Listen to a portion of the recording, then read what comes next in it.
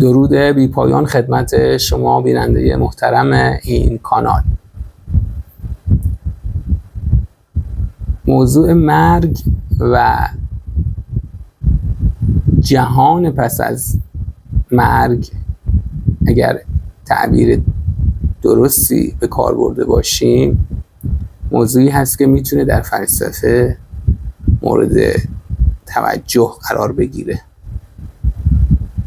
اینکه آیا واقعاً پس از مرگ، اولا مرگ چیست باید تعریف بکنیم، و پس از مرگ آیا زندگی دیگری جاری است؟ خب میدونیم ادیان، فرهنگ‌های مختلف از قدیم الایام تا به حال، اسطوره‌های مختلف دلالت بر این داشتن که زندگی انسان جاودانه است و پس از مرگ انسان وارد یک نشأه دیگری می شود و عوالم دیگری در پیش هست. من بخوام به طور کلی مطالبی که در ادیان مختلف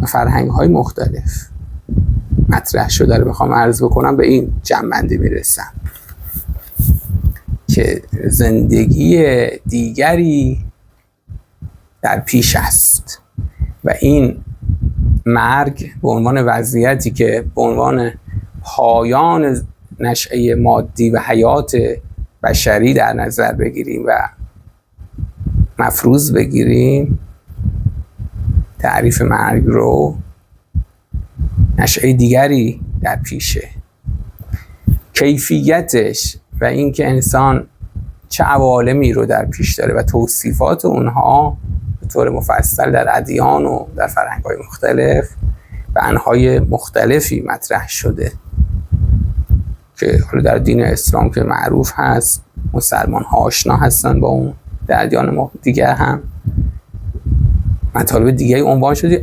البته اشتراکاتی داره این توصیفات، اینکه انسان‌های نیک آینده نیکی در پیش دارند، سرنوشت لذت بخشی در پیش دارند و انسان‌های متخلف، انسان‌های غیر، افرادی که ظلم می‌کنند، کیفر کارهای خودشون رو می‌بینند و مجازات خواهند شد به شکل‌های مختلف. خب این در همه فرهنگ‌ها وجود داره.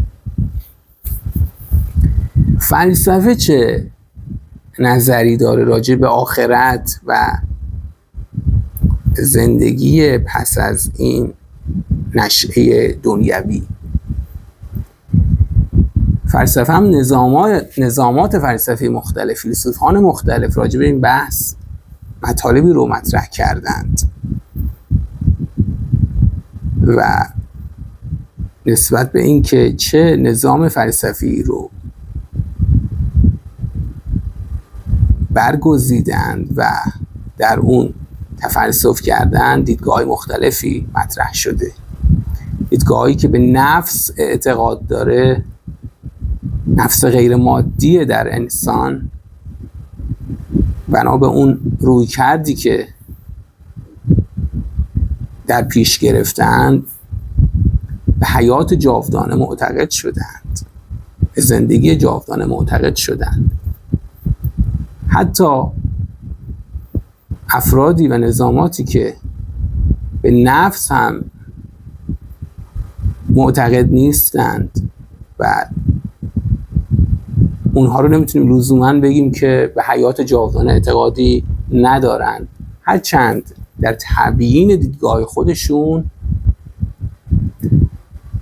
به مشکلات بیشتری میخورن و نظام‌هایی که به وجود نفس در انسان اون رو اثبات میکنن و قائل میشون به وجود نفس، در مباحث مربوط به جاودانگی، چون الان کلیدواژه جاودانگی بحثیه که مرتبط با بحث مرگ. من اینم بحث مرگ به عنوان اتمام حیات بشری در این دنیا مورد پذیرش همه است. اگه یک نگاه فلسفی داشته باشی همه این رو قبول دارن.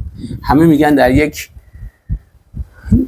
تاریخی، در بخشی از در واقع در یک تاریخی هر فردی از این دنیا میره، برخی زودتر، برخی دیرتر، برخی یک روی کرده که ما بیام بگیم به واسطه اثبات نفس میتوان جهان آخرت رو و زندگی جاودانه رو اثبات کرد. یا روی کرده دیگه هم میتوان متصور بود که اون در فلسفه هایی که مقدمات و پیش‌فرض‌های اون مورد پذیرش قرار گرفته میتوانند به این جنبندی برسن، یعنی اثبات جهان آخرت و جاودانگی زندگی در جهان دیگری غیر از این جهان. و اون اینه که ما وقتی واجب الوجود خداوند، یا به تعبیر فلاسفه واجب الوجود، کسی که نهایت کمال بی نهایت، نهایت لطف، نهایت رحمت، یک رحمت بی نهایت، آیا چون این خدایی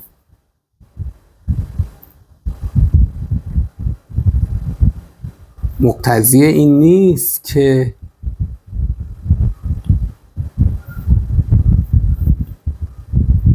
انسان‌هایی که خلق کرده، افرادی که خلق کرده رو در یک نشأه دیگر، در یک جهانی دیگر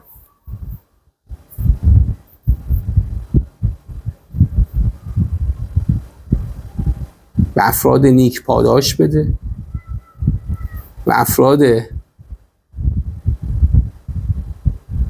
متخلف و بدکار کیفر ببینند؟ آیا عدالت چنین خدایی مقتضی چون جهانی نیست؟ اگر قرار بر این باشه که انسان‌ها، پرونده انسان در همین جهان بسته بشه و جهان دیگری در پیش نباشه برای رسیدگی به اعمال انسان‌ها، آیا چنین خدایی فاقد کمال نیست؟ آیا چنین خدایی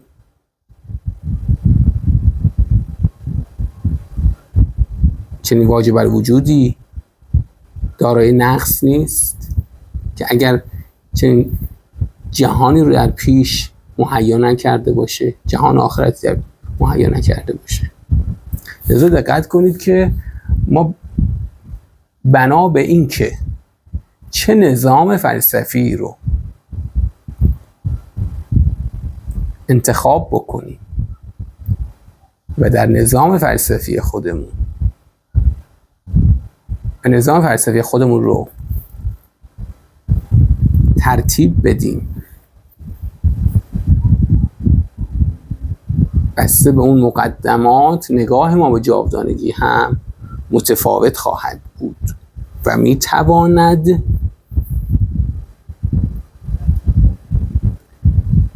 نسبت به موضوع مرگ و جاودانگی رأی خاصی رو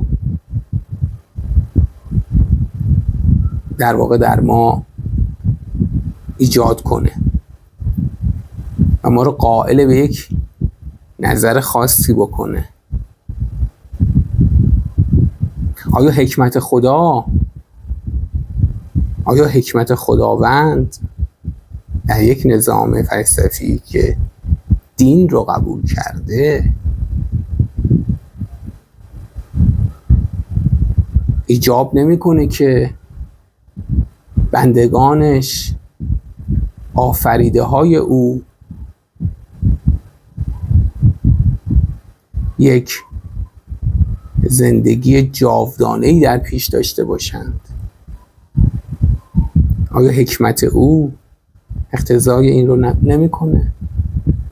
میگیم در یک نظام فلسفی که خداوند در یک کمال بی‌نهایت هست، چنین تدبیری و چنین نگاهی وجود داره و انسان‌ها یله و رها نیستند